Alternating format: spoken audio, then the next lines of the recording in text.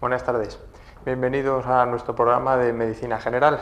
El último día hicimos una pequeña introducción del sistema respiratorio y hoy vamos a empezar a centrarnos un poquito en esos problemas más concretos que aparecen en los pulmones. Lo primero que vimos el otro día y vamos a recordar es para qué sirve el sistema respiratorio. Ya vimos que no solo para aportar oxígeno, para que llegue oxígeno a la sangre, a los tejidos, sino también para eliminar esos productos de desecho como es el CO2, el dióxido de carbono, que hay que echarlo fuera.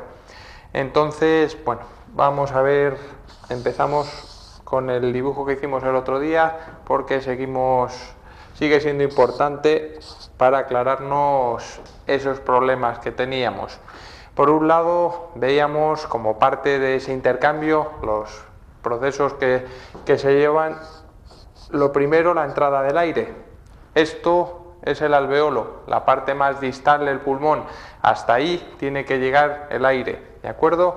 Llega el oxígeno hasta el final. A partir de aquí, donde más o menos acaba la vía respiratoria, está en contacto con un vaso sanguíneo. ¿Para qué? Para que este oxígeno no nos interesa que ande pululando de un lado para otro.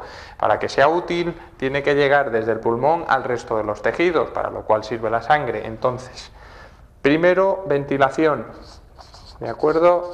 Esa entrada de oxígeno a los pulmones hasta el final de los pulmones.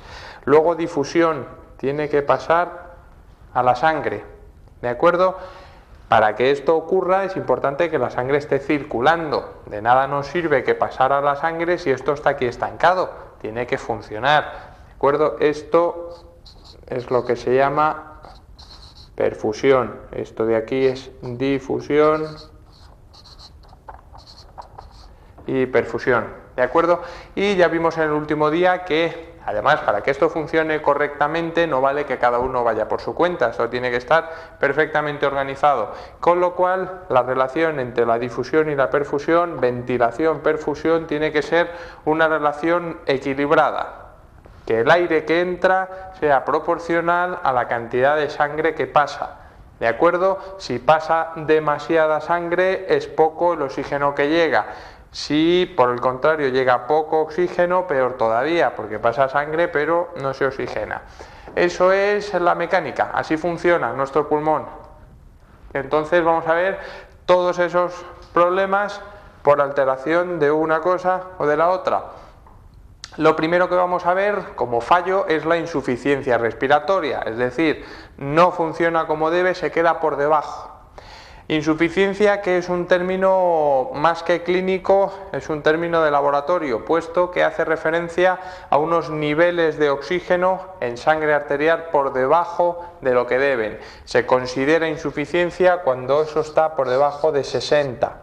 El normal es el 100, se puede incluso pasar del 100, pero lo normal es el 100, ¿de acuerdo? Normal, bueno, hasta ahí. Los niveles normales ahora los veremos. Cuando está por debajo de 60 ya se considera insuficiencia, que no funciona como debe, ¿de acuerdo? Insuficiencia por 60 de oxígeno. ¿Y esto por qué ocurre? Bueno, pues ocurre. Lo primero porque nos falle esto de aquí. ¿Cuándo falla la ventilación?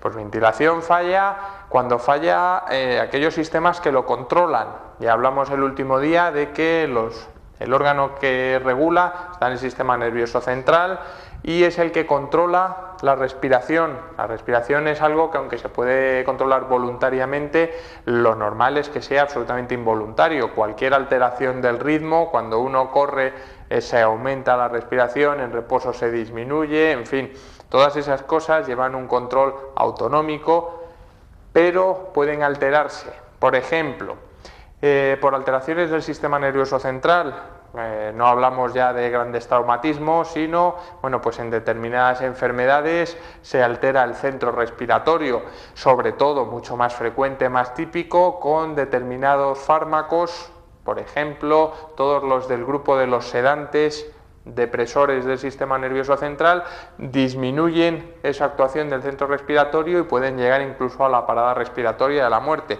Eso por un lado, todo lo que es sistema nervioso central en cuanto a control de que el aire entre y salga. ¿De acuerdo? Está allí de policía de tráfico diciendo al aire que pase más o que pase menos. Si el policía se quita de en medio, se forma un caos y llega a que no funciona del todo, de nada. Entonces, por un lado, eso, la ventilación, ¿de acuerdo? Obstrucción en sistema nervioso central, pero también podemos tener problemas, por ejemplo, neuromusculares, es decir, que el sistema que lleva los impulsos desde el sistema nervioso central hasta la musculatura, fundamentalmente el diafragma, que es el que controla inspiración e expiración, eso se altera a cualquier nivel, a nivel nervioso, de receptores, muscular, en fin, hay patologías neuromusculares diversas que pueden llegar a afectar la respiración hasta el punto de necesitar respiración artificial. Algo bastante más facilito y más frecuente, se nos altera la ventilación porque aquí existe un tapón directamente. Caso más extremo de insuficiencia respiratoria es cuando uno se asfixia porque se atraganta, para que se hagan una idea. Si se produce una oclusión de la vía aérea a cualquier altura, cuanto mayor sea, peor, evidentemente. Si nosotros nos tragamos un cacho de carne y no podemos respirar, la insuficiencia respiratoria es extrema, hasta tal punto de que desde luego nos morimos rápido si no se soluciona. ¿De acuerdo? Eso es de este grupo, porque si nosotros no podemos respirar porque existe un obstáculo al flujo, eso es alteración de esto, de la ventilación. ¿De acuerdo? Eso por un lado. También se puede alterar por esto, que se altere la difusión, el paso desde aquí, que esto es gas, a esto de aquí, que es la sangre, al líquido. Alteración de difusión, bueno, pues bastante más rarito en aquellos casos en los que existe una fibrosis extrema, pero bueno, no es desde luego lo más importante. Alteraciones de la perfusión. ¿Por qué? Bueno, pues existen algunas enfermedades en las cuales la relación entre una y otro es prácticamente cero. ¿Por qué? Porque aunque esté pasando esto, resulta que el aire no llega o no llega hasta aquí. Y hay algunas partes en las que pasa sangre pero no se oxigena, con lo cual luego se junta con las partes en las que sí. Imagínense que en este sí funciona, pero aquí tenemos otro que no, ¿de acuerdo? Todos estos vasos al final se unen, entonces si aquí no se oxigena es cero, si aquí sí, digamos que sería el 100%, al final cuando se junten quedaría un 50%, ¿de acuerdo? Pues imagínense todos estos casos en los que, bueno, pues más o menos el aire llega hasta aquí, pero no puede difundir, ¿por qué? Pues porque aquí hay, por ejemplo, líquido, en un edema de pulmón, o puede haber sangre, si hay un derrame, o puede haber pus, por ejemplo, en un proceso infeccioso, ¿de acuerdo? Todas esas cosas lo que hacen es que no pasa por ahí. Y bueno, pues algunas alteraciones vasculares, pero ya fuera de aquí, es decir, a otros niveles más importantes, que haya comunicaciones en el corazón, por ejemplo, y se mezcle la sangre arterial con la venosa, pues eso también da insuficiencia respiratoria, pero bueno, eso ya es de otro tipo, no es propiamente problema pulmonar. Insuficiencia, ya hemos dicho, valores por debajo de 60 en sangre arterial, que no es lo mismo que la venosa, ¿de acuerdo? No es lo mismo y parece una tontería, pero bueno, pues puede llevar a errores y intentando tomar una muestra arterial resulta que cogemos sangre venosa, cuidado con esto, sangre arterial. Lo normal de oxígeno, lo normal más o menos 90, ¿de acuerdo? Esto, bueno, pues más o menos con una diferencia de más o menos 5, eso es lo normal en adultos sanos, por supuesto, y más o menos jóvenes, más o menos, entre comillas. ¿Por qué? Porque a medida que pasan los años, cuando uno ya se va haciendo viejecito, esto va disminuyendo poquito. Generalmente, bueno, pues en los viejecitos sigue estando por encima de 80. Lo normal es que, aunque va bajando un poquito, se mantenga por encima de 80. Esto en cuanto al oxígeno. Y en cuanto al CO2, esto, bueno, pues mantiene los niveles normales que tienen son de 40 y además esto oscila bastante poco. Esto puede ir entre 90, 95, 100, pero bueno, pues el CO2 se mantiene más constante en situaciones normales, se mantiene más constante al lado de los 40. ¿Por qué puede variar también este CO2? Bueno, pues varía, por supuesto, en estos casos. Por ejemplo, el CO2 llevaría esa dirección, lo contrario que el oxígeno, pero puede variar porque no haya aire aquí, en cuyo caso pasa el CO2 por aquí, pero no puede ir a ningún lado, ¿de acuerdo? Como también puede pasar por los desequilibrios entre ventilación y perfusión que hablábamos antes, es decir, si llega poco oxígeno y pasa mucha sangre, mala cosa, porque hay mucho que liberar y no hay sitio donde liberarlo, entonces no podemos deshacernos de este CO2. Entonces, esto produce, vamos a hablar, por un lado, este término que es muy importante, ya lo hemos visto alguna vez, hipoxia, hipo como siempre significa que hay poco, y oxia hace referencia al oxígeno, que tenemos poco oxígeno. Poco oxígeno, ¿cuánto es? ¿Cuánto se considera poco? Ya lo hemos visto, insuficiencia por debajo de 60, pero ¿da problemas o no da problemas? Pues sí, evidentemente da problemas, a veces muy serios según cuánto sea, pero da problemas en proporción variable según sea un caso agudo, insuficiencia aguda o insuficiencia crónica. Ahora lo veremos un poquito más tarde. ¿Qué síntomas da esto? Bueno, pues esto da más o menos la sensación de una borrachera, de una intoxicación por alcohol, pues la clínica más o menos la misma. Da falta de coordinación motora, provoca una disminución de las funciones intelectuales, obnubilación y somnolencia, en fin, todas estas cosas es lo que provoca la hipoxia. Pero por otro lado tenemos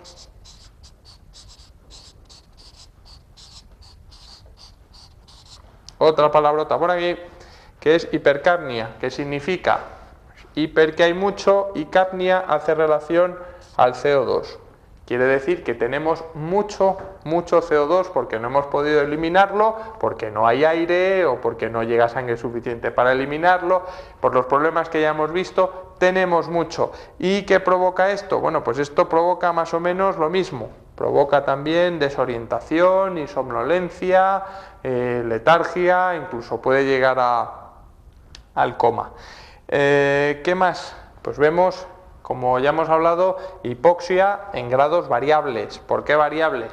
Porque no es lo mismo que una persona sufra una insuficiencia aguda, por ejemplo, el señor que se traga el cacho de carne y se asfixia, ahí no hay mecanismos de compensación posibles. Entonces, bueno, es un caso demasiado extremo, pero bueno, cuando estas alteraciones, cuando por ejemplo, que eso sí es un caso agudo bastante frecuente, cuando aparece un edema de pulmón, es decir, estos alveolos, estas partes terminales, que es donde tiene que haber intercambio, si eso se llena de líquido, nosotros tenemos aquí un montón de líquido, el aire no llega aquí abajo, con lo cual, ¿qué es lo que ocurre? No pasa la sangre y aparece una insuficiencia respiratoria aguda. Esto no tiene nada que ver con el IRA de los ingleses, nada que ver, insuficiencia respiratoria aguda. Bueno, da casi más la lata a los ingleses que estos, pero bueno, no para el que lo sufre, desde luego. Insuficiencia respiratoria aguda, como por ejemplo, ya hemos dicho, en el caso del edema de pulmón, ¿de acuerdo? En estos casos, pues la clínica es bastante más aparente y llamativa. Llamativa con los mismos niveles. ¿Por qué? Porque un paciente con insuficiencia respiratoria crónica puede mantener estos niveles alrededor de 60, 50, 55 y no tener prácticamente clínica ninguna. Son pacientes que ya tienen unos mecanismos de adaptación y están compensados y pueden realizar una vida prácticamente normal manteniendo esta presión de oxígeno tan bajita.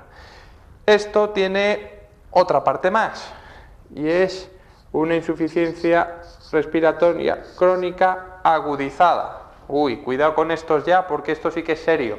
¿Serio por qué? Porque son pacientes ya con insuficiencia respiratoria crónica, es decir, que tienen determinadas enfermedades que vamos a ver un poquito más adelante y además, aunque están compensados, está agudizado, es decir, hay una circunstancia más que hace que se descompense. Es decir, tenemos un paciente con una enfermedad pulmonar obstructiva crónica que además le ha surgido una neumonía, que además se ha acatarrado, sencillamente.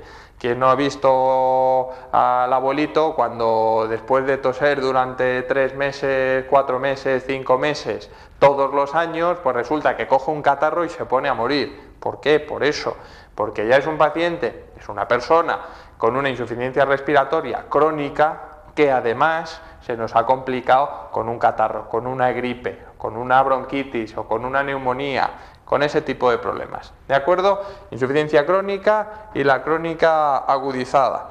Y de esto vamos a empezar a pasar al primer gran grupo de problemas pulmonares. Y